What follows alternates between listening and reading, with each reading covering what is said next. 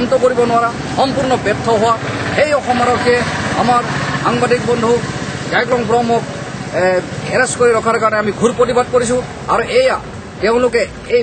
এনেধৰণৰ শক্তিক নিহত কৰিব নোৱাৰি প্ৰতিহত কৰিব নোৱাৰি সাংবাদিকৰ ওপৰত শক্তি প্ৰদৰ্শন কৰাটো আমি ঘোৰ বিৰোধিতা কৰিছোঁ আৰু যদি অচিৰেই তেওঁক অসম আৰক্ষীয়ে এৰি নিয়ে তেনেহ'লে আমি পৰ্যায়ক্ৰমে আন্দোলন কৰি যাম বিনা চৰ্তে তেওঁক অচিৰেই মুক্তি দিবৰ কাৰণে আমি হাওৰাঘাট প্ৰেছ গিল্ডে দাবী জনাইছোঁ অসম আৰক্ষীক আৰু তৰুণ গগৈ চৰকাৰক আমি সকীয়াই দিছোঁ যাতে অচিৰেই তেওঁক বিনা চৰ্তে মুক্তি দিব লাগে অসম আৰক্ষীৰ তথা অসম চৰকাৰৰ যি নিকৃষ্ট ৰাজনীতিৰ ষড়যন্ত্ৰ বলি হৈ আমাৰ সতীৰ্থ সাংবাদিক জাইলং বৰ্ম সম্প্ৰতি আৰক্ষীৰ জালত তেওঁক আমি হাওৰাঘাট প্ৰেছ গিল্ডে আজি এই প্ৰতিবাদী কাৰ্যসূচীৰ যোগেদি